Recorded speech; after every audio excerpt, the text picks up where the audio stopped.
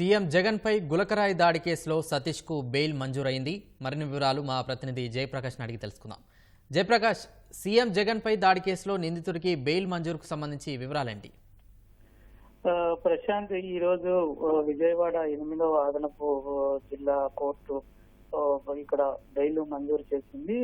CM Jagan పై జరిగినటువంటి రాయి దాడి కేసులో నిందితుడిగా సతీష్ ప్రస్తుతం నెల్లూరు కేంద్ర కారాగారంలో రిమాండ్ ఖైదీగా ఉన్నారు. ఆయనకు ఈ రోజు బెయిల్ మంజూరు చేస్తూ కండిషనల్ బెయిల్ మంజూరు చేసింది. అందులో శని ఆదివారాలు స్థానిక అదిత్ నగర్ పోలీస్ స్టేషన్ లో సంతకాలు చేయాలని ఉత్తర్వుల్లో పేర్కొంది. అదేవిధంగా 50,000 పూచీకత్తుతోటి షూరిటీలు సమర్పించాలని ఉత్తర్వుల్లో పేర్కొంది.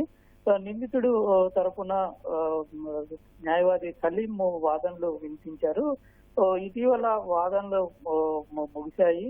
నేడు తీర్పు రిజర్వ్ చేస్తూ నేడు ఉత్తర్వులు జారీ చేసింది. అందులో ప్రధానంగా చూసుకున్నట్లయితే నిందితుడు ఇచ్చినటువంటి స్టేట్మెంట్ ఆధారంగానే ఆయన అరెస్ట్ చేశారని, నిందితుడు ఇచ్చినటువంటి స్టేట్మెంట్ ఎవిడెన్స్ కింద పూర్తి స్థాయిలో చెల్లదని, దానిపైన అరెస్ట్ కూడా సరికాదనేటువంటి వాదనను పిటిషనర్ న్యాయవాది వాదించారు. ఇదంతా కావాలని దురుద్దేశపూర్వకంగా ఆయన నిందితుడిని సతీష్ ని ఇరికించారని తెలిపారు. అదేవిధంగా పోలీసుల దగ్గర స్టేట్మెంట్ కాకుండా సరైనటువంటి ఆధారాలు లేవని తెలిపారు. ఎవిడెన్స్ యాక్ట్ కింద సెక్షన్ 25 కింద కూడా స్టేట్మెంట్ తోటి అరెస్ట్ చేయడం సరికాదని ఆయన పూర్తి స్థాయిలో వాదనలు వినిపించారు. మరొక వైపు ప్రస్తుతం ఇటు పోలీసుల తరపు నుంచి ప్రస్తుతం ఈ కేసు దర్యాప్తులో ఉందని, ఈ దర్యాప్తు సంబంధించి ఇంకా ఎవిడెన్స్ ఇదంతా